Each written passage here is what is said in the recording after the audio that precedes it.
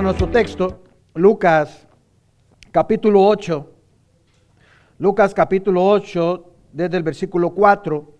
El tema en esta mañana, la semilla y el suelo, interpretando la parábola del sembrador, parte 2.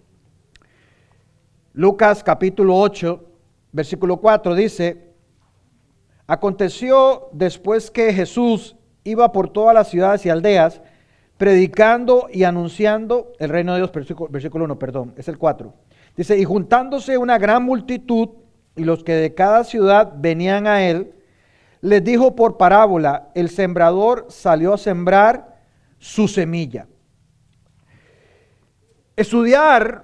Nos detenemos ahí por un momento.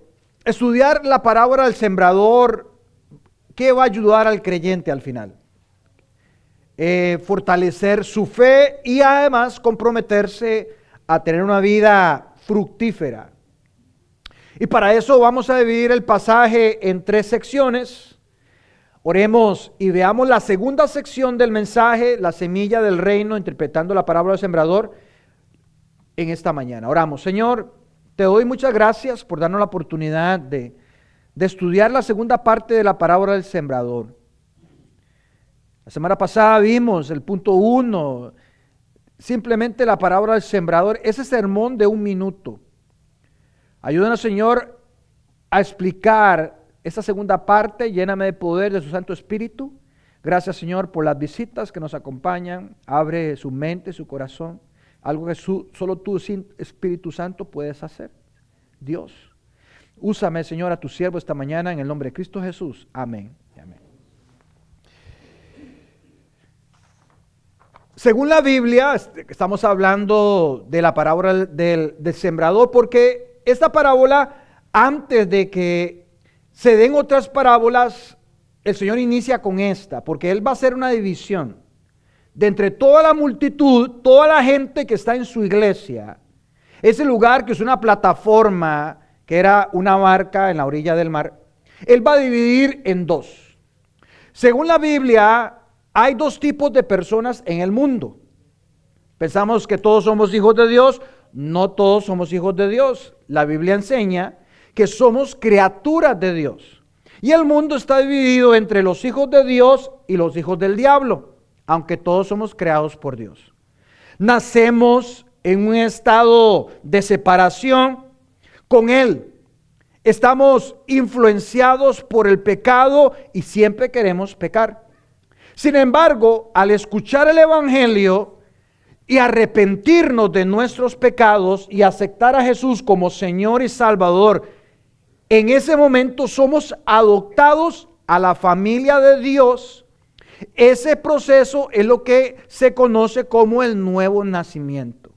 Yo nací de nuevo, por ejemplo, cuando tenía 7 años. Llegué a la iglesia, escuché el Evangelio, era un niño ladrón, comelón. Me arrepentí, le pedí perdón a Dios y desde ese momento mi vida cambió. ¿Qué sucede cuando nacemos de nuevo? ¿Cuáles son los beneficios de ser un hijo de Dios? Primer beneficio, tenemos el perdón de pecados. Dice Hechos 10:43, todos los que en Él creyeren recibirán perdón, cancelando la deuda de pecados por su nombre, no por obras, simplemente por creer. Es un beneficio de ser un hijo de Dios. ¿Cuál beneficio hay de alguien que salga de la familia del diablo a la familia de Dios? Hay una liberación de esclavitud del pecado. Dice Juan 8:34, todo aquel que hace pecado, todo el tiempo hace los mismos pecados, esclavo es del pecado. Así que si el Hijo os libertare, seréis verdaderamente libres. El Hijo de Dios, cuando alguien se hace, Dios lo hace Hijo de Dios, ya se libera de esa cadena. Es como la jaula y la llave. Imagine que estás encerrado en una jaula. Estás atrapado sin poder salir. Esa jaula representa el pecado. Y cada persona, cada vez que peca, las barras de la jaula se vuelven más difíciles de romper. Ya sea drogas, sexo ilícito, pornografía, ira, amor al dinero.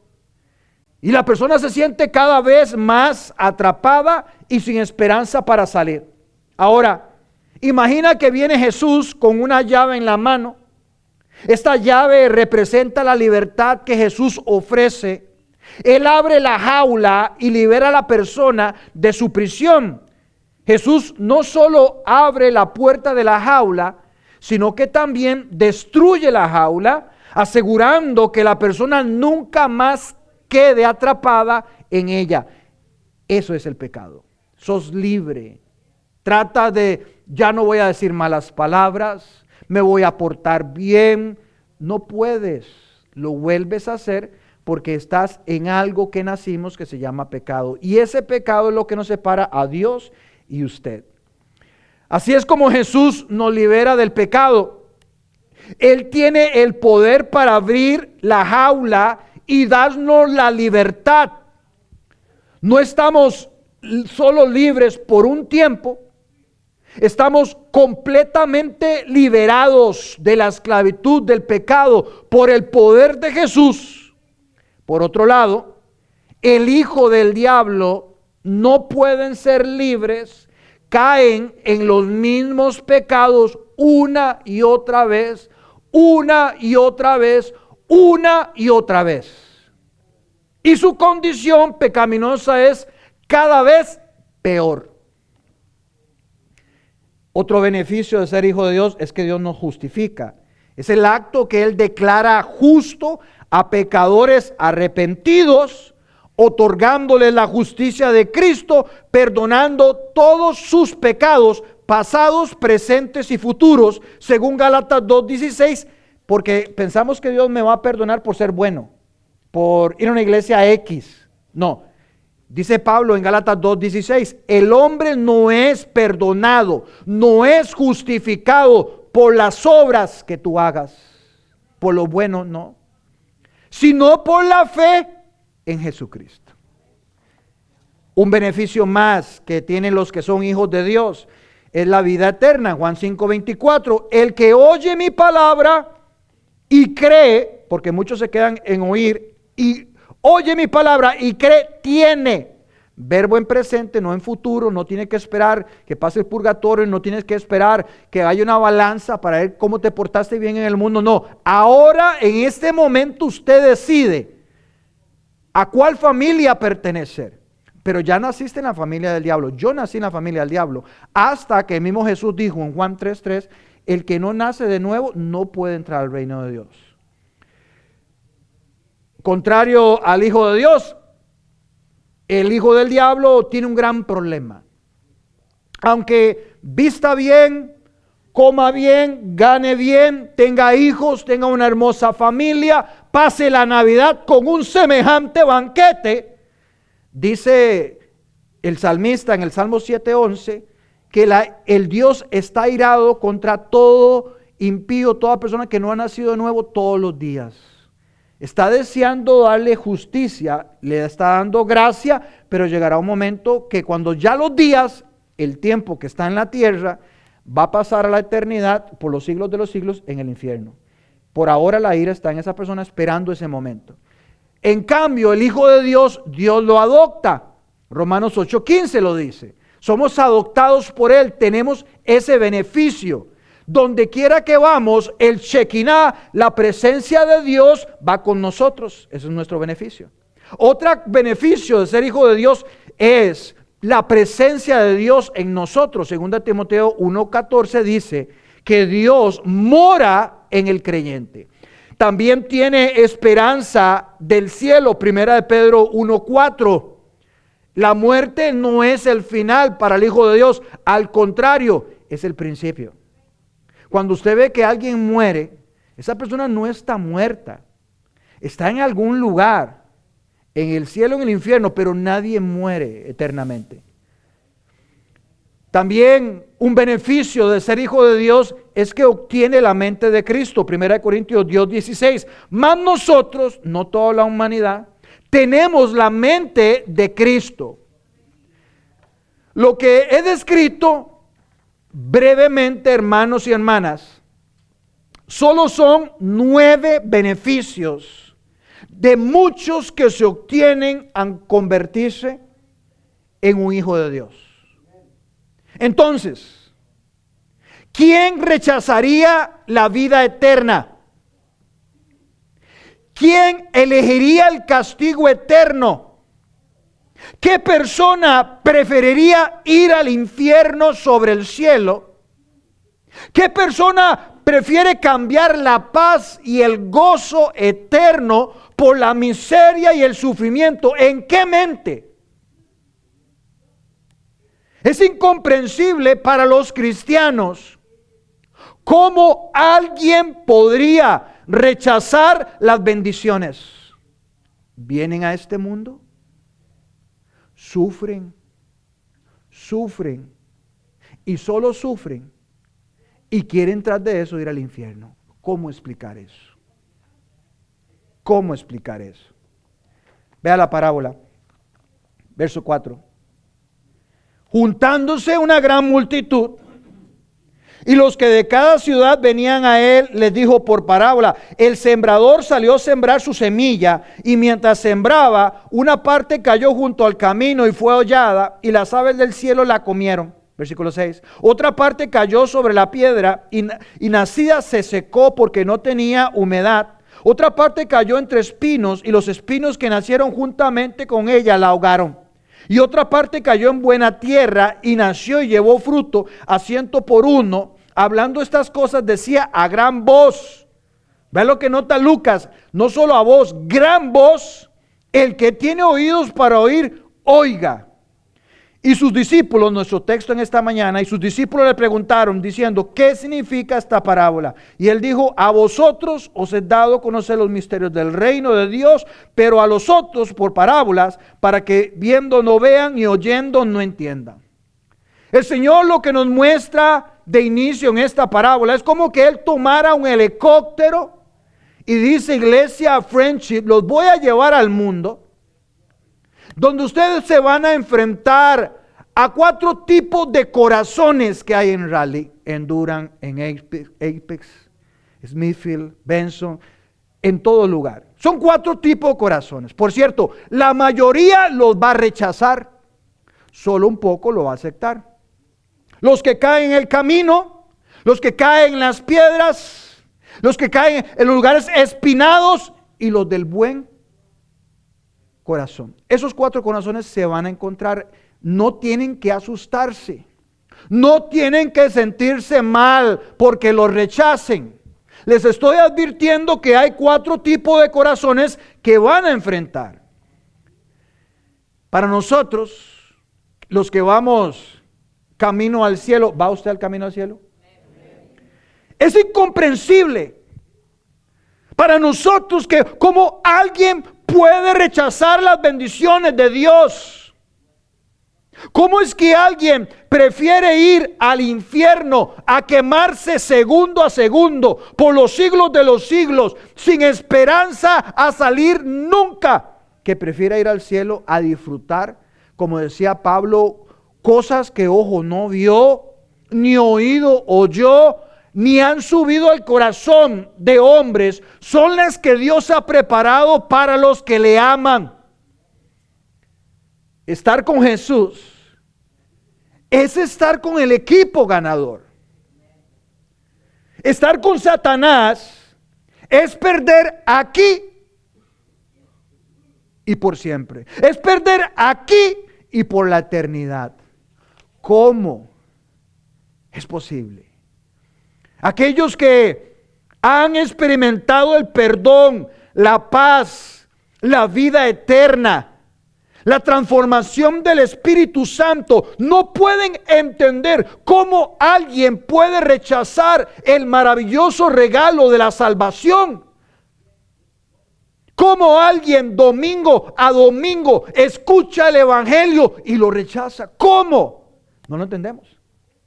La grandeza y la magnitud de la gracia de Dios hacen que rechazan totalmente, los hacen incomprensibles, no nos permiten a nosotros como creyentes entender cómo alguien quiere terminar en el infierno. Es como si alguien prefiriera la oscuridad en lugar de la luz, el sufrimiento en lugar de la paz, la condenación en lugar de la salvación eterna, la maravillosa oferta de vida eterna tan ricamente otorgada por Dios debería ser recibida con alegría, con gratitud, no rechazada.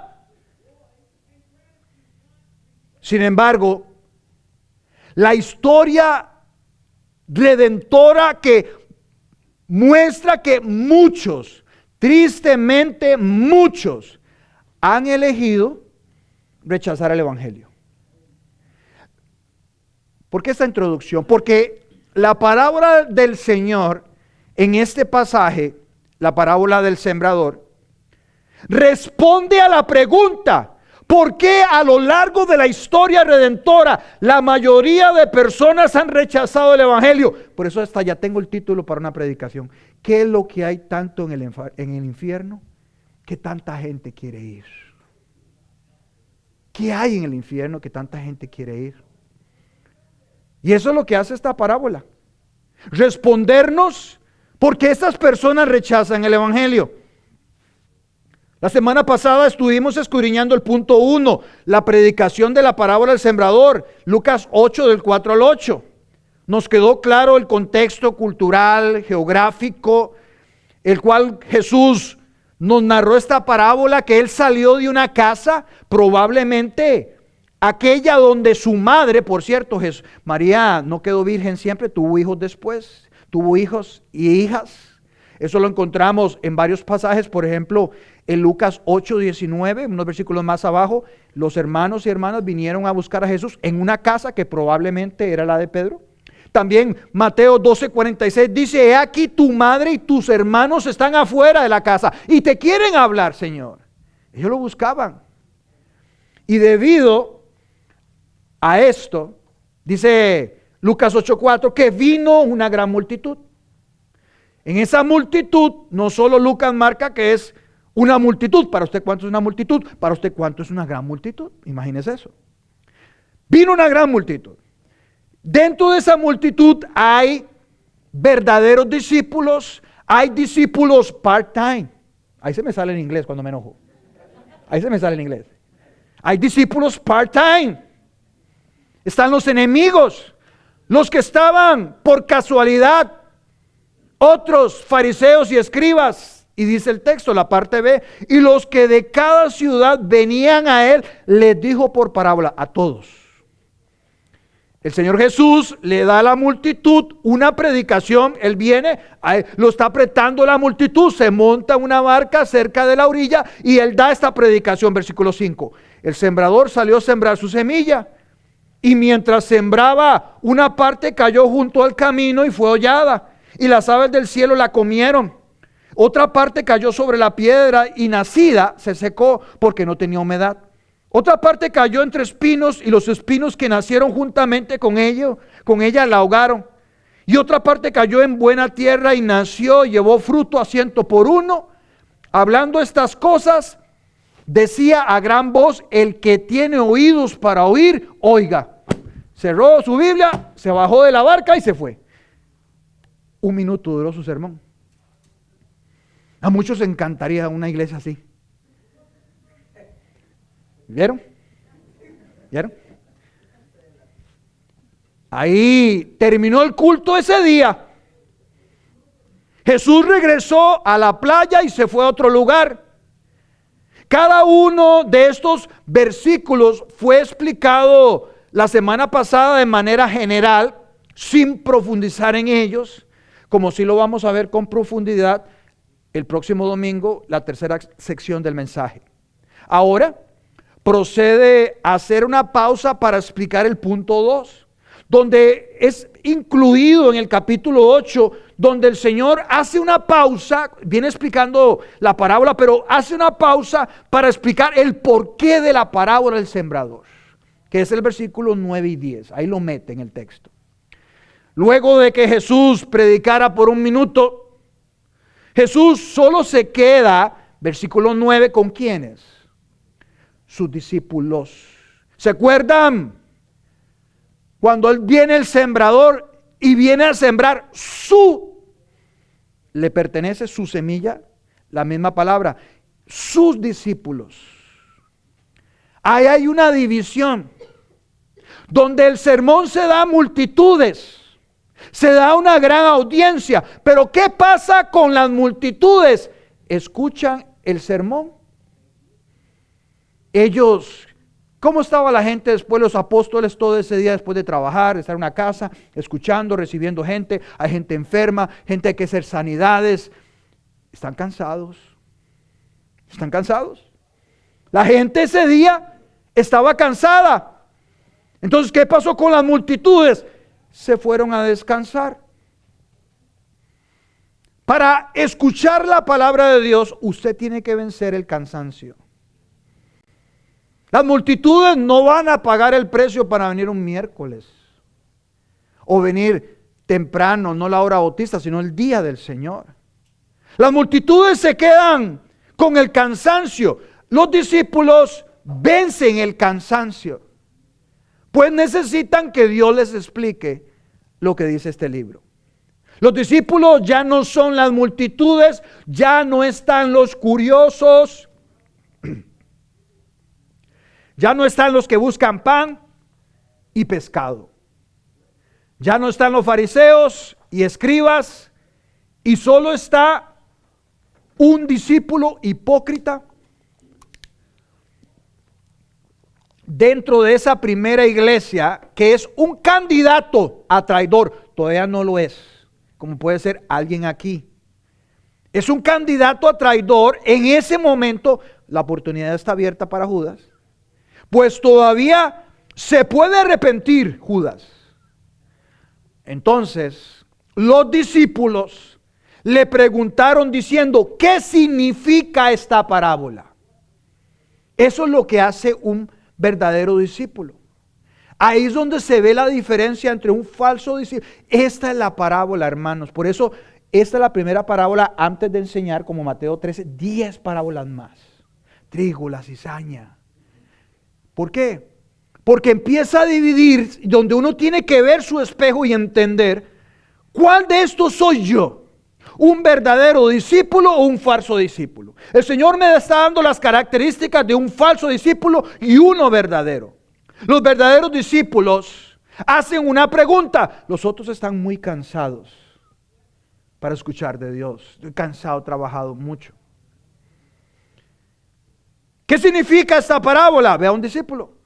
¿Quiénes son los discípulos que interrogan a Jesús cuando lo interrogaron? Bueno, se puede referir a los 12 y a las mujeres que estudiamos en el versículo 1 y 2, que había mujeres de este mismo capítulo. Además, estaban personas que querían ser realmente sus discípulos. Y agreguémosle los curiosos que fueron pasando y otros que solo lo veían como un poderoso panadero que les podía seguir supliendo su comida diaria. Como cuando el Señor multiplicó los panes y peces, se fue al otro lado y al otro lado encontró la multitud esperándolo. Queremos probar ese pan, el pescado, danos la prosperidad. Lo que sí podemos decir, puesto que Jesús se dirigía a un grupo definido, como le indica el versículo 10, vea que de la multitud se divide en dos. Versículo 10, parte A, a vosotros les es dado los misterios del reino. A vosotros, no dice todos. Como cuando la gente cree que Cristo murió por todos. Si murió por todos, ¿por qué hay mayoría de gente está en el infierno? ¿Por qué Judas está en el infierno? Si él pagó el precio, usted compró un carro, es suyo. Si él pagó el precio por todo, ¿para qué estoy predicando yo? El evangelio es para todo, pero la salvación es para los elegidos. Vosotros, en contraste con otro grupo, ahí saco las antenas. ¿Estoy en los vosotros o estoy en aquel que mismo Jesús dice a los otros? Y Marcos, que utiliza el mismo mensaje en Marcos 4:11, los llama aún más claro: los que están fuera. ¿Qué es la iglesia? Los que están dentro. los apartados, los separados. Ahora hay un grupo que Marcos lo define, los que están afuera, Marcos 4:11, el mismo texto, o este capítulo, la parte 10, versículo 10, parte B, a los otros, que no eran discípulos verdaderos. Así lo confirma Marcos cuando él menciona en Marcos 4:10, cuando estuvo solo, después de salir de predicar ese minuto, los que estaban cerca de él, los que están cerca de él, ojo, aquí no dice, no tiene un título de una iglesia, no son miembros de una iglesia, pero están cerca de él. Están cerca de él. Con los 12 le preguntaron sobre la parábola. Los discípulos quieren conocer el significado y observe con cuidado el versículo 9. Sus discípulos, su semilla, le preguntaron qué significa esta parábola. Por eso no toda iglesia, solo las iglesias de sana doctrina tienen predicación expositiva. La gente no viene a oír, viene a oír de él, no a mí. ¿Qué significa esto? Observe con cuidado, ¿qué significa esta parábola? Este versículo muestra que solo los discípulos y no las multitudes, muchas hoy mega churches, grandísimas, van, escuchan, buena alabanza, hora y media, qué lindo, pastor llega a un versículito, me fui para la casa, ni explicó el texto. Se llevó anécdotas, comentarios, todo tiene que ver contigo, que tú seas un campeón, que avances, que eso es lo máximo, pero nunca te transformó. Nunca se explicó el significado. Eso es engañarse. Eso son las multitudes que le dan pereza estudiar el significado. Estas multitudes, los discípulos se acercan a Jesús para preguntar el significado de la parábola del sembrador, mientras que las multitudes permanecen sin comprender. Unos conocen, otros no conocen. Esto resalta una distinción crucial entre los verdaderos discípulos y aquellos que pretenden ser discípulos de Cristo, pero que simplemente escuchan sin buscar una comprensión profunda. Recuerde lo que enseñé la vez pasada: el verdadero discípulo, al oír la parábola del sembrador, recibe, retiene y se reproduce en 30, 60 o 100%, pero da frutos, como dice Marcos. Todo discípulo verdadero se reproduce, tiene a alguien. Permítame darles un ejemplo que demuestra la actitud que tiene en la multitud a un verdadero o falso discípulo con la enseñanza expositiva. Y digo expositiva porque es precisamente lo que hizo Jesús aquí. Él declaró el pasaje, le dio significado. El verdadero significado que Dios quiere enseñar. Y vea la actitud de algunos llamados cristianos, llamados seguidores de Jesús, o mejor, identificados como discípulos. Bueno, al menos dicen haberse inscrito en la universidad de Dios en Juan 6.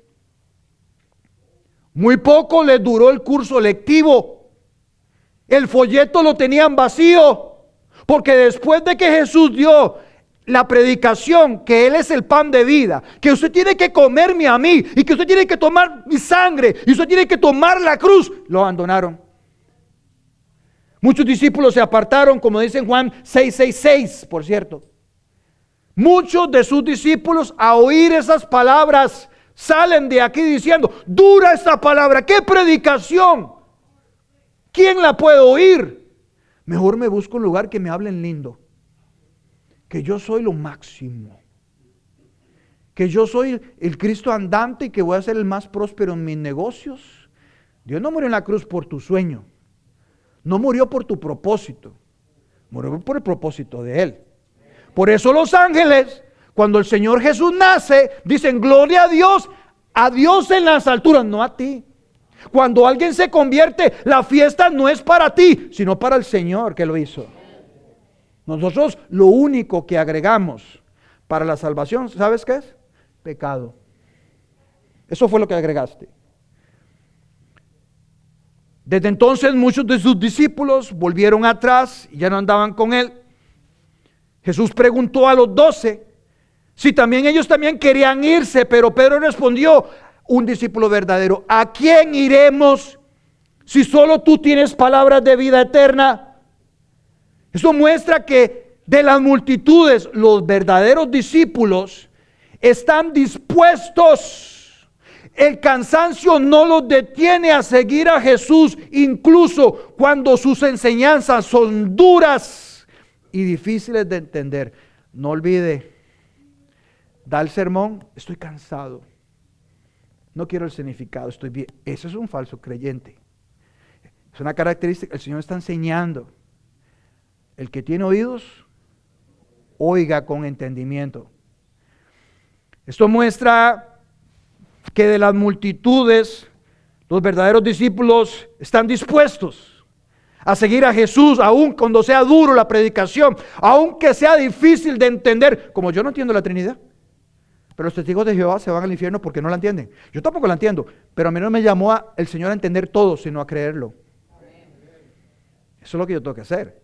Los verdaderos discípulos muestran un interés genuino en entender la verdad, la enseñanza de Jesús, mientras que las multitudes están más interesadas en la magia, en los milagros, el entretenimiento, en la música y menos en la palabra. Están más interesados en recibir beneficios sin profundizar en el mensaje. ¿Qué significa esto? ¿Qué me llevo para la casa? ¿Qué me transforma esta palabra? Ese es un discípulo.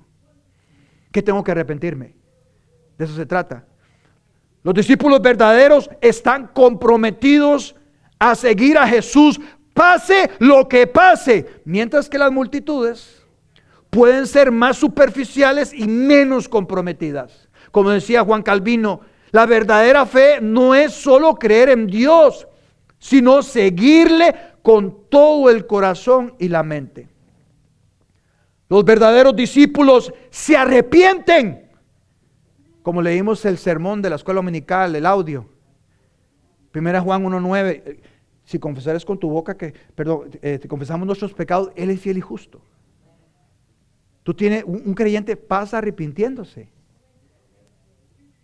Se arrepiente, tiene fe, tiene un cambio de actitud. Las multitudes pecan y pecan sin arrepentimiento. Su fe es de papel que se las lleva al viento. La pregunta de los discípulos en Lucas 8:9, ¿qué significa esta parábola? Ese refleja un deseo de entender, de creer en la verdad, mientras que la falta de pregunta por parte de las multitudes, el que tiene oído, oiga. El que tiene esa falta de pregunta, o alguno esta mañana demuestra, es lo que quiere decir el Señor, que no es parte del reino de Dios. Todas las parábolas tienen que ver con el reino de Dios.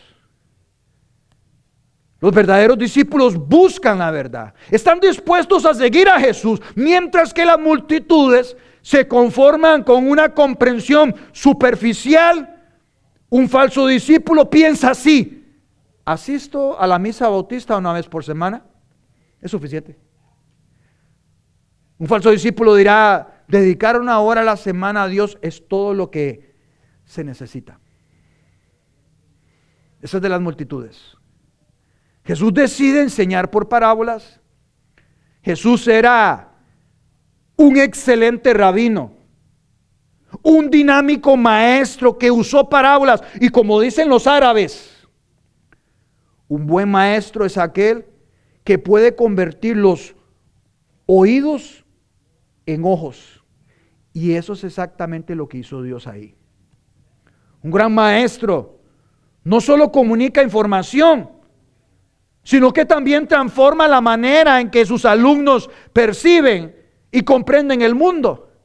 En otras palabras, un maestro convierte la escucha en visión, logrando que sus oyentes vean con el entendimiento.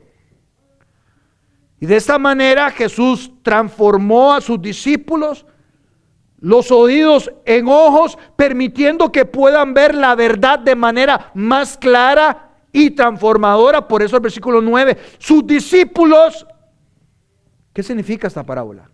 Y Jesús les respondió, versículo 10, a vosotros, no a todos, a vosotros os es dado. Otra traducción, ser concedido, ser permitido, darle la oportunidad, y como dice la versión en inglés, New Century Version, a los que hablamos inglés, ser elegido. Note que tras de eso es un verbo en pasivo. Lo pasivo indica que Dios ha concedido esto. Él fue el que le ha dado a usted el don para que entienda. Él es el que decide a quién conocen. Ojo esa palabra, ese verbo. Entienden. Él da el conocimiento de los misterios. ¿Qué son los misterios? Los secretos. Usted tiene más información que los mismos apóstoles. Ellos desearían tener la información que usted tiene. No la tuvieron. Los ángeles anhelarían saber lo que usted sabe. Esta palabra misterio solo se usa en las escrituras para describir lo que solo puede ser conocido cuando Dios lo revela. La forma plural secretos se refiere que son varias enseñanzas de Jesús, diversos aspectos acerca del reino de Dios, pero, como dice el texto, pero, que también traducido, ¿para qué? ¿Qué era para qué? Propósito por el cual Dios usa las parábolas, ahí lo dice al final del versículo 10, para que los otros, los que están fuera, como dice Marcos, por parábolas, para que viendo no vean realmente. Este ver no es físico. Por ejemplo, usted puede ver al predicador, pero no entender con entendimiento lo que le estoy diciendo. Usted está viéndome, observando, nada más. Entra aquí, sale por allá. Hermano, permítame recordarles que el Espíritu Santo juega un papel vital en la predicación, ayudando a los creyentes a entender y aplicar el mensaje del Evangelio. Apocalipsis 5:6, ¿qué dice? Que los 7 espíritus de Dios, el Espíritu Santo en plenitud, van por toda la iglesia. Esos 7 espíritus representan la plenitud del Espíritu Santo, que se mueve en medio de la iglesia, simbolizando que el Espíritu Santo obra en el corazón de las personas para que puedan individualmente entender, aplicar el mensaje a su vida, para que puedas comprenderlo, para que puedas aceptar el mensaje de salvación. Pero de igual manera el diablo manda a sus ángeles y roba la semilla aquí mismo. Ese proceso es esencial para que una persona pueda entender el mensaje que el Espíritu Santo le revele. Pero otros, los de afuera, oyendo, no entiendan. Jesús hizo igual como Dios cuando hizo con los profetas, como lo vimos la semana pasada en Isaías 6:10, donde Dios le manda que puedan escuchar, pero no están escuchando. ¿Por qué no pueden escuchar? ¿Por qué Dios les habló en parábolas en sí?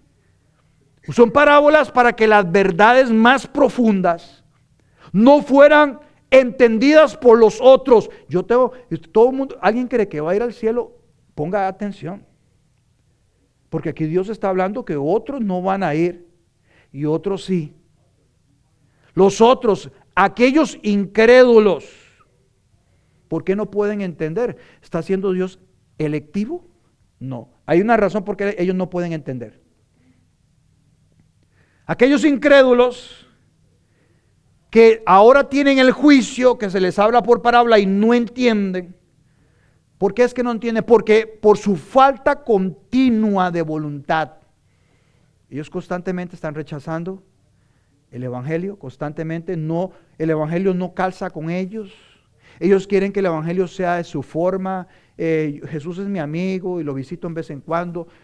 Toda la semana vivo como yo quiera. El domingo me vengo a dar una vueltita a ver cómo estás. Ese no es el Evangelio. El convertido es, Señor, usted es el que manda. Yo soy el siervo. Usted es el padre. Yo soy un simple hijo adoptado. Usted es el dueño de todo.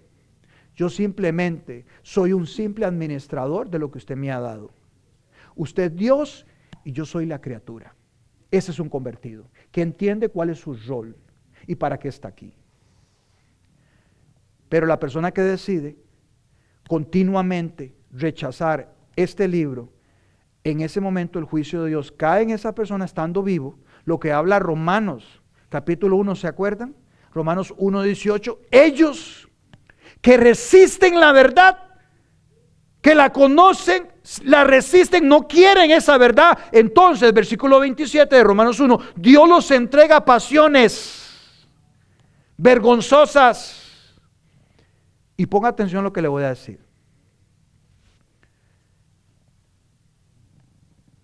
¿Cuáles son los mayores enemigos del cristianismo?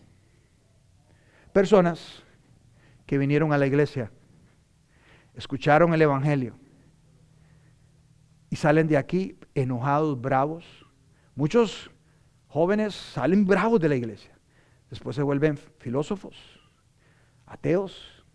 Fueron personas que escucharon el evangelio, se sentaron, salen de estas puertas odiando a Dios. Esos son los peores enemigos. Los que oyeron el evangelio y lo rechazaron. Esos son los peores. Por eso dice el versículo 10, a los otros, que son los escribas, los fariseos, los discípulos por part-time, los que decidieron, que se negaron a ver, ellos mismos decidieron no querer creer, ahí les cae el juicio de que no puedan entender las escrituras. Como castigo se les habla en parábolas. Y después de que Jesús explicó la razón de la parábola del sembrador, Él nos prepara para una revelación aún más profunda, que estaremos viendo la tercera parte la próxima semana. Algunas aplicaciones. Buscar la comprensión espiritual. Jesús usó parábolas para revelar profundidades. Hermanos, debemos buscar activamente entender la palabra de Dios. El significado es positivo. No conformarnos con una comprensión espiritual. Las multitudes, está bien con oír de Jesús, María, iglesia. 3 palabras está bien. Los discípulos verdaderos quieren entender el significado. 2, la disposición del corazón, una aplicación.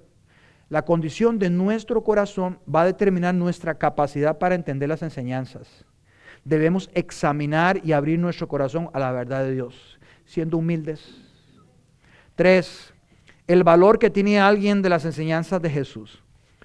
Nos va a ayudar a poder ver con el valor que alguien tiene con la escritura. Estoy muy cansado.